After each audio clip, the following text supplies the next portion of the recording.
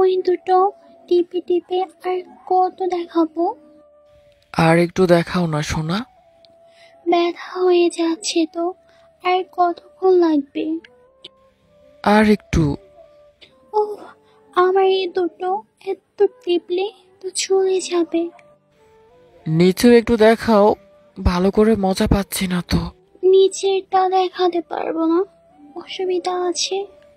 কি অসুবিধা বলো আমাকে। আচ্ছা, অন্য একদিন দেখাবো, কেমন?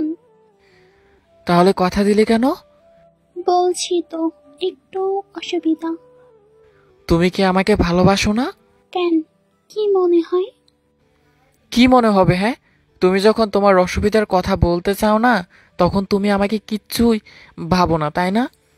তুমি কেন এরকম বলছো বলো তো?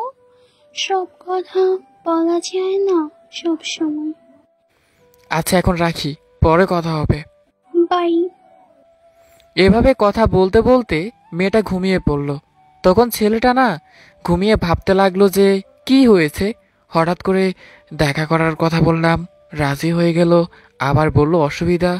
ও কি আমাকে বিশ্বাস করতে পারছে না, নাকি অন্য কিছু? আচ্ছা যাই হোক, পরে দেখা যাবে, এখন না হয় ঘুমিয়ে পড়ি। তারপর ছেলেটাও ঘুমিয়ে পড়ল। সকালে ঘুম থেকে উঠে দুজনে মোবাইল চেক করলো, কেউ কাউকে কোনো এসএমএস করেনি।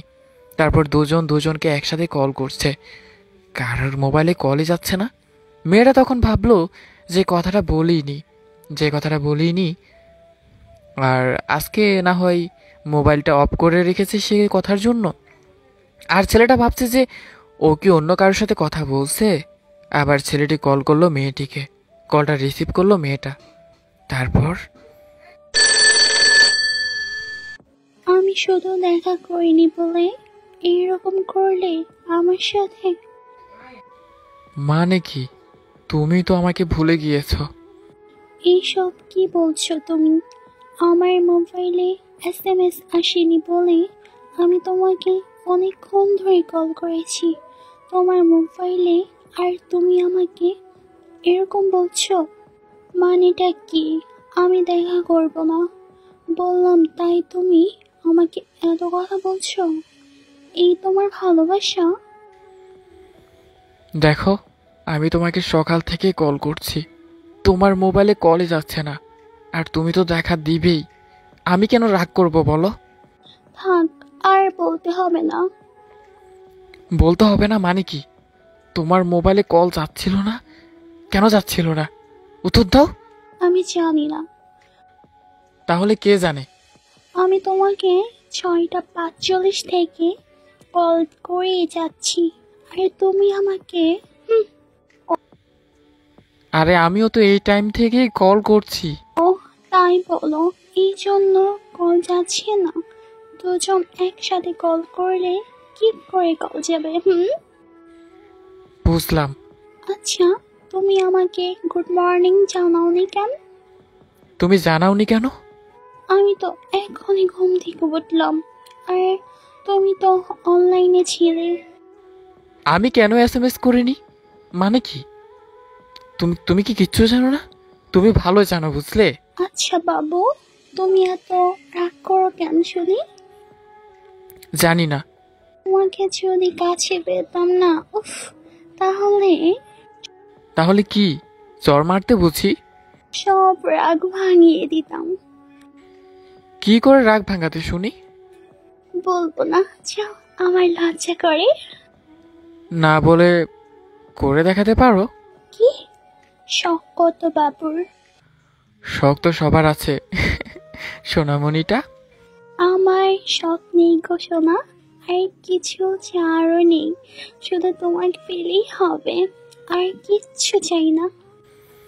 আচ্ছা, তোমাকে একটা কথা জিজ্ঞেস করব, বলবে?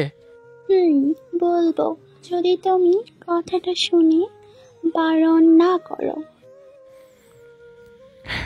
আচ্ছা, কি, বলো। আসলে আমি আজকে বাড়িতে থাকবো না, গ্রামের বাড়িতে বেড়াতে যাব, তাই দেখা করতে পারবো না। কালকে বললে না কেন? তুমি যদি বারণ করো তাই বলিনি। তুমি আমাকে এতটা ভালোবাসো, তোমাকে বারণ করলে তুমি কোনো কাজ করবে না? তুমি যেটা বলবে আমি সেটাই করব। আর আমি জানি তুমি আমাকে বারণ করবে না, তবুও বলতে ভয় লাগলো, তাই বলিনি। যদি বারণ করো তাই।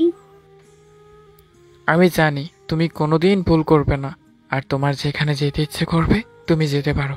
আমি বারণ করব না সোনা। তাই নাকি বাবু? যদি মরে যাই তাহলে কি করবে শুনি?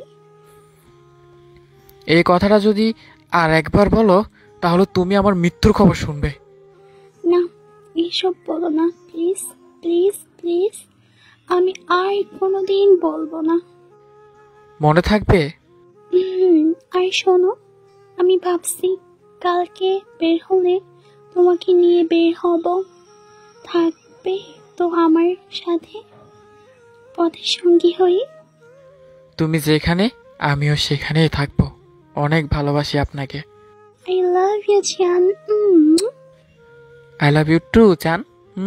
এভাবে তাদের দুষ্টু মিষ্টি ভালোবাসা চলতে থাকলো। ভালো লাগলে অবশ্যই শেয়ার করবেন, আমাদের সঙ্গে থাকবেন সব সময় নতুন গল্পের জন্য। আল্লাহ হাফেজ। অনেক ভালো থাকবেন। আল্লাহ হাফেজ।